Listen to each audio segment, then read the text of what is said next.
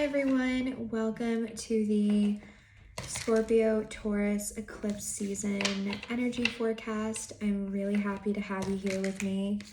I'm excited to see maybe like what's headed our way, what we are going to be experiencing, just like a little sneak peek into the eclipse season energy so that we can better navigate all that's to come, because it is quite a time filled with unexpected, good and bad experiences, fated events, lots of pushes to go on our destined path. So the universe a lot of times likes to mix things up during this season, not only to finally deliver a lot of the manifestations you've been calling in, but also to kind of get you back on the path that's going to allow you to grow the most and sort of like reach your highest potential. So let's get into it. The cards are nice and warmed up. I don't have any specific questions. I figure we can kind of just freestyle this energy forecast and see what comes our way. I did an opening prayer already, but we will just go ahead and one more time invite in the universe, spirit, and my higher self. My tarot gatekeepers as well, be with us now and allow us to receive the messages that we need in this energy forecast for the Scorpio Taurus eclipse season in 2022. Okay. So the first eclipse is a solar eclipse, and that is happening on Tuesday, October 25th, I believe. So I will put both dates down below so you kind of get a gauge of when the eclipses are actually happening. But I do like to say that eclipse season starts like a couple weeks before the first one and then a couple weeks after the second one, because the energy sort of lingers for a bit after they're done and it comes in before the first one. I do want to make clear that the time between the first eclipse and the second eclipse, like that 2 weeks, is definitely the most intense period of eclipse season. So like I said, the dates are down below and you can kind of check that out just so you have a heads up on when that is. So if you're watching this before the first one has actually happened and you've already been experiencing some changes and sort of like magical energy, just know that it's going to ramp up, because the last set of eclipses in like April, May time, that 2 weeks between those two was absolutely insane for me personally. Which leads me into reminding you, just in case you haven't seen other info I put up about it, definitely take a moment to think back to April and May around that eclipse season if you want to like look up the dates, or I can put them down below too, about the April and May eclipses, because whatever was going on in that time, like whoever was appearing in your life, situations that had come up for you, changes that you experienced or were sort of like on the way at that time, are definitely going to be themes that come back up, because this eclipse season is sort of like tying up loose ends from then.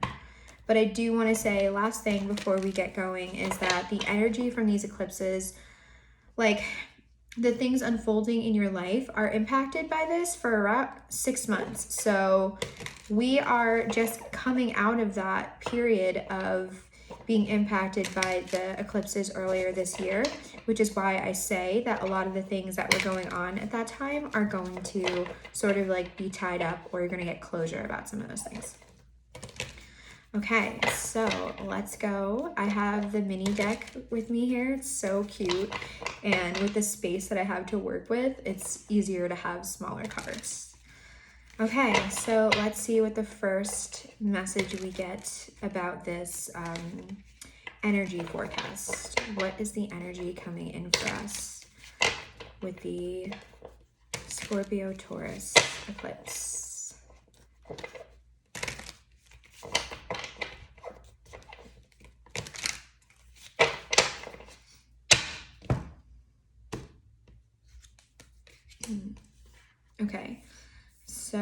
the first,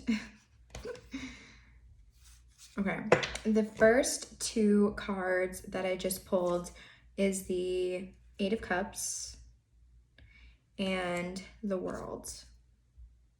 So it's basically reflecting back to me what I was just saying to you about basically this, sorry, I'm receiving a lot at once, so I'm just trying to sort it out. Okay, so like I was saying with this eclipse season, sort of tying up the loose ends that have been maybe lingering over the last 6 months, anything that hasn't had closure, situations that have felt stalled or stuck or uncertain. There's going to be a lot of clarity that comes in with this eclipse energy. There's going to be closure and sort of a tying up of those loose ends, like I was just saying with the World here. I mean, that's like a huge signifier that the chapter that we've been in is absolutely going to be closing and then sort of beginning a new one. You could have experienced like significant life changes or like pivots on your path in the last few months. And so it's not that everything is going to dramatically change like a 180 again. It's more like you're heading further into that journey that has started over the last 6 months. So whatever has been sort of like coming to the surface, whatever changes have been going on, like I said, pivots like in your life, you're going to get deeper into that. I feel like the first set of eclipses earlier this year in April, May time, whether it was during those months or the months after, I do feel like there were major changes that like basically everyone that I know and my own self have experienced. And so, like I said, the World here isn't signifying that everything is going to flip again.